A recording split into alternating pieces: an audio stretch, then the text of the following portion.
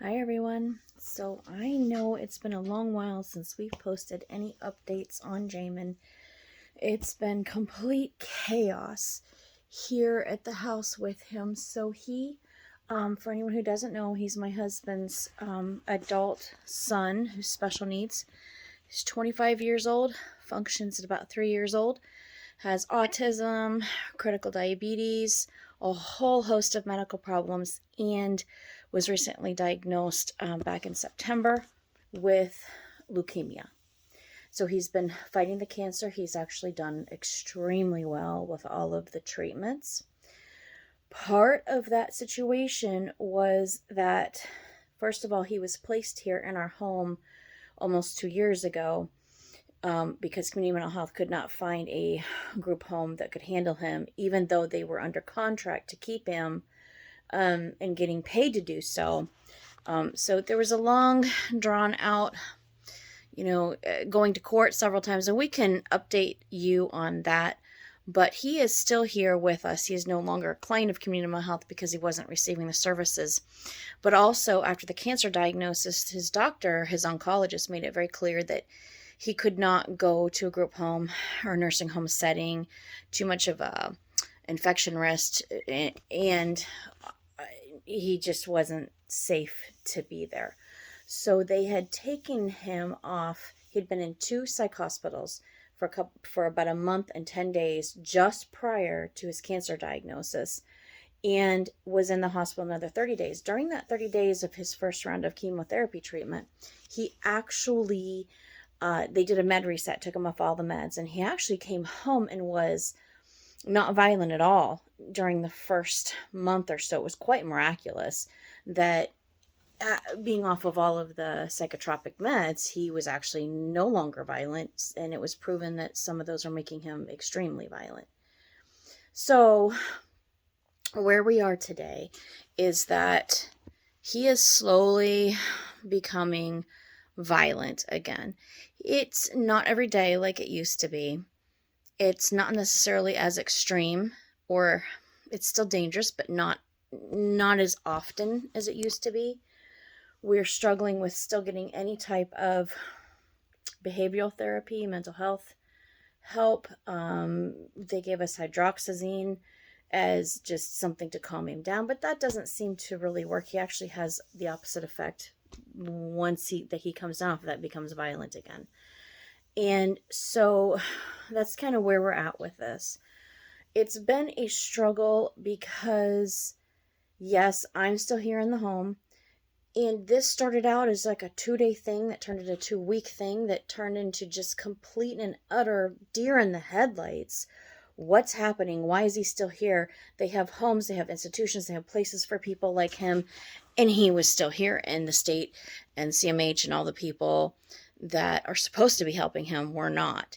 And it was like we were being lied to, we were being taken advantage of, being abused.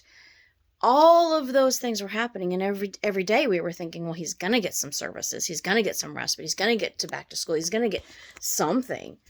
That we're not legally even supposed to be responsible for him, or my husband isn't. I am absolutely under no circumstance was supposed to be responsible in any way, shape, or form, but they put him in my home, going to court.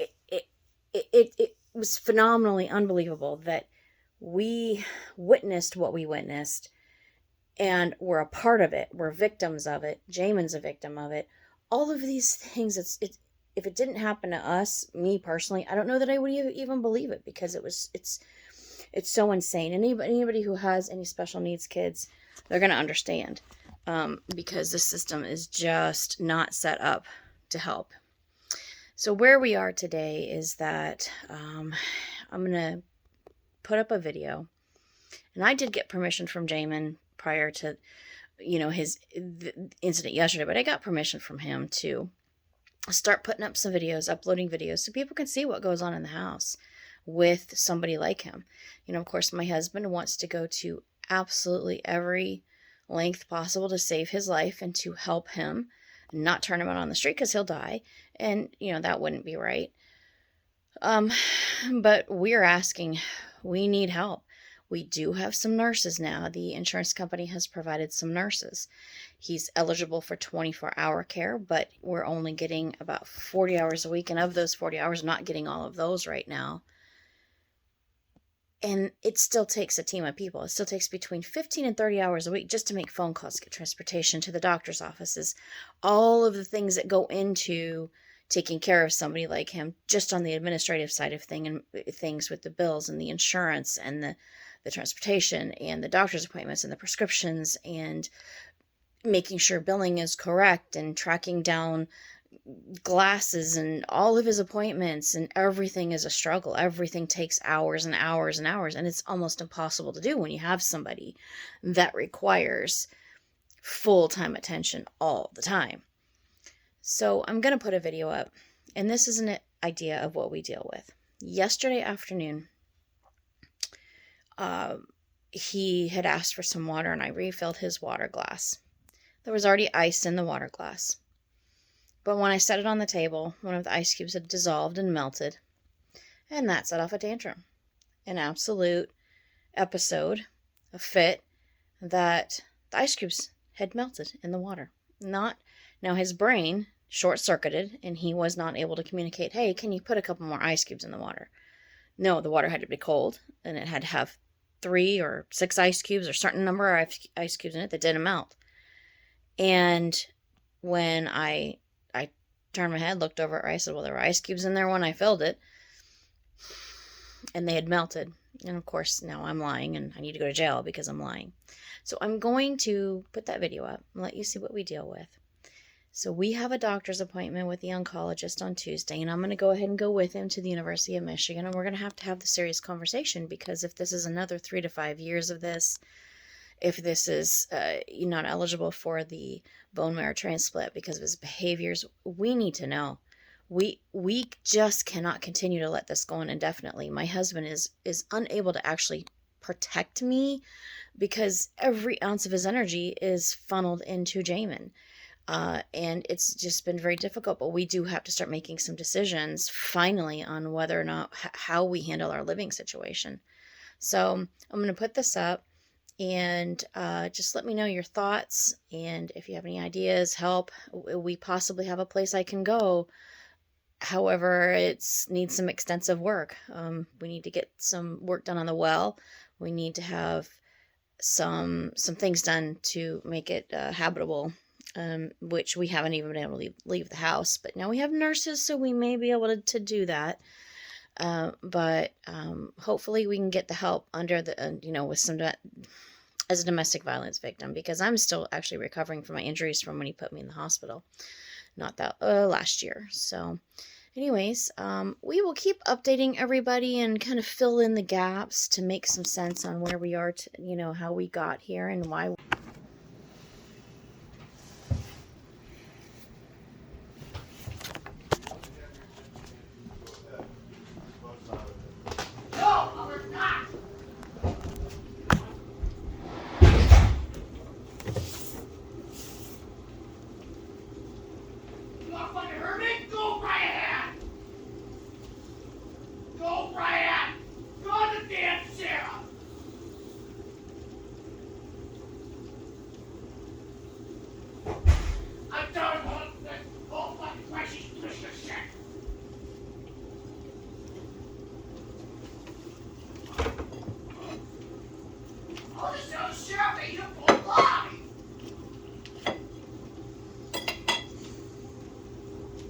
Because the ice melted.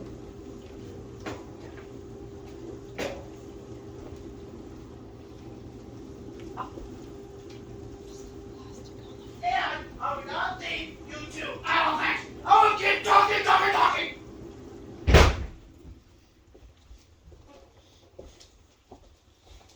is the kind of stuff Dr. Burke needs to see with his own eyes. I will fucking kill!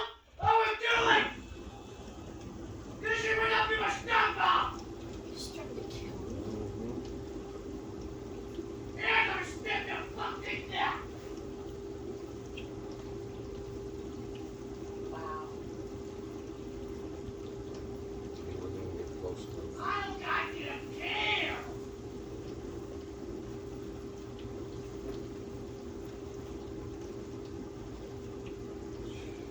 back in this house, I won't. I need that I bring a plate like a Sandra indeed that I'm there to start fucking stranger.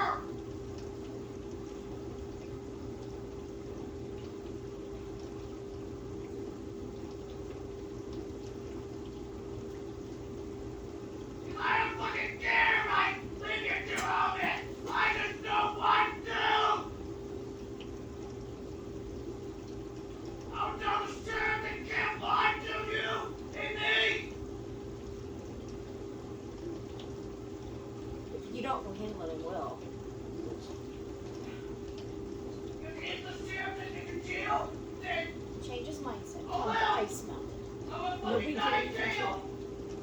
If you want to let him keep threatening me, that's... So you have a little insight into what we deal with pretty much mostly every day in bits and pieces. A tantrum like that.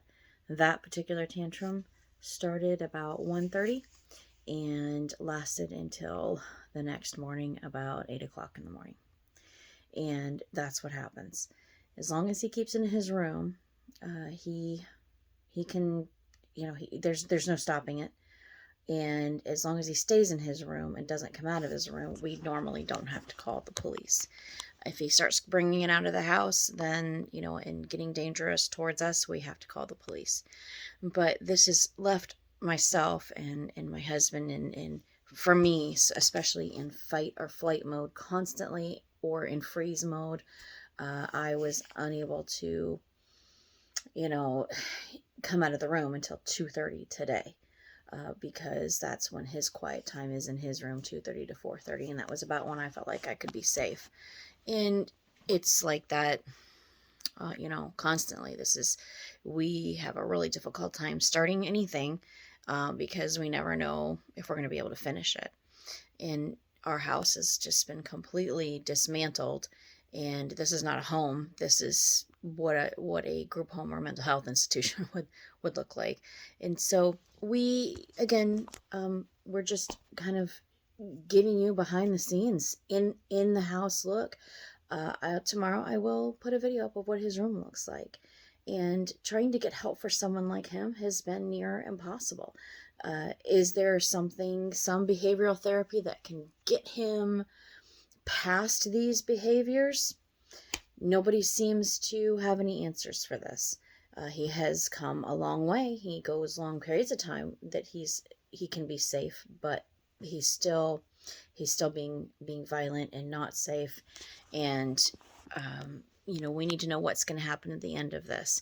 I didn't leave for a lot of different reasons before, because my husband is disabled, and I was worried he was going to kill my husband. Now I'm worried he's going to kill me, and my husband's worried about everyone's. We just don't know what to do. So there you have it.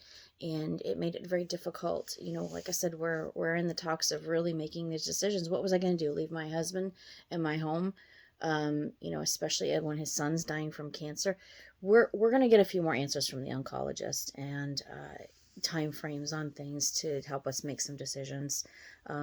We're going to start sharing a little bit more here, being a little bit more vocal. It took a little bit of settling down from the last court hearing, because the Adult Protective Services worker actually perjured herself and lied, in the courtroom, which was just something I didn't even think could happen.